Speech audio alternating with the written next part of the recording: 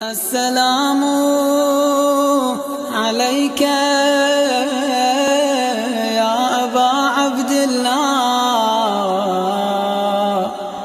السلام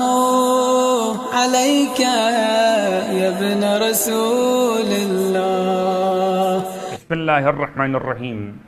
ماہ مبارک رمضان کے 28ویں دن کے روزے کی دعا۔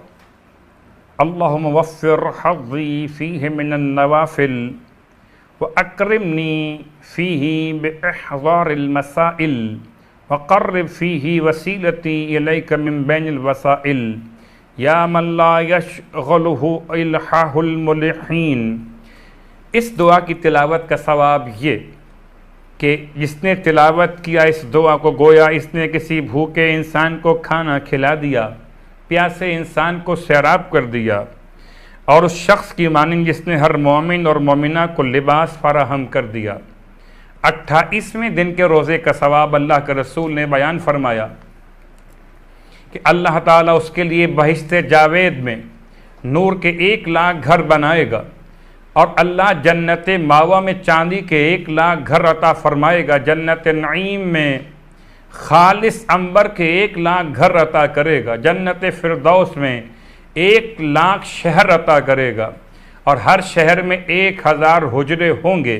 اور ہر گھر میں 1,000 در و یاقوت کے تخت ہوں گے، اور ہر تخت پر حور العین خدا کی طرف سے موجود ہوں گی۔ اللہ کے رسول کے اس بیان کیے گئے ثواب کے بعد اب آئیے ماہ رمضان کے مسائل کے حوالے سے ایک مسئلہ۔ اگر انسان قید کی حالت میں ہو اور رمضان کے بارے میں معلوم نہ کر سکے تو کیا کرے؟ جواب: اگر گمان کے مطابق عمل کر سکتا ہو تو عمل کرے، اور اگر وہ بھی ممکن نہ ہو، جس مہینے میں بھی احتمال ہو کہ ماہ رمضان ہے اور روزہ رکھ لے تو صحیح ہے، اور 11 مہینے کے بعد اگلے رمضان کا روزہ شمار کر لے۔ سرکار مولا متقیان علی ابن ابی طالب علیہ السلام 28ویں رات کے اعمال کے ذیل میں بیان کرتے کہ اگر کوئی شخص اس رات میں 6 رکعت نماز، یعنی کہ 2 رکعت کر کے نماز کو انجام دے، ہر رکعت میں سورہ حمد کے بعد آیت الکرسی 10 مرتبہ، سورہ کوثر 10 مرتبہ، سورہ توحید 10 مرتبہ تلاوت کرے، پھر رسول خدا پر درود نماز کے بعد تلاوت کرے تو خدا اسے معاف فرما دے گا۔ اس رات میں غسل کا بیان بھی مستحبات میں شامل کیا گیا۔ رسول خدا کی دعا جو آپ تلاوت کیا کرتے تھے،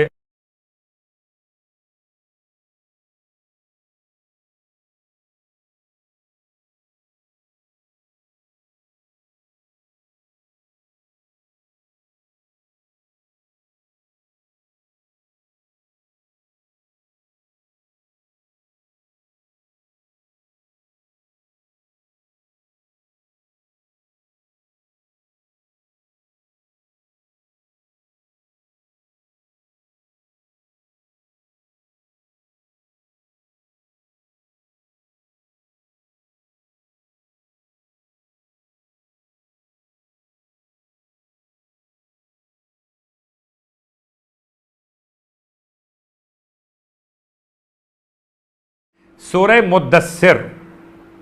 اللہ کے رسول صلی اللہ علیہ وآلہ وسلم نے ارشاد فرمایا، جو شخص سورہ مدثر کی تلاوت کرے گا تو اسے تمام انسانوں کی تعداد کے برابر ثواب ملے گا، اور اگر کوئی فرائض نماز میں اسے پڑھے گا تو اسے رسول خدا کے ساتھ جگہ نصیب ہوگی،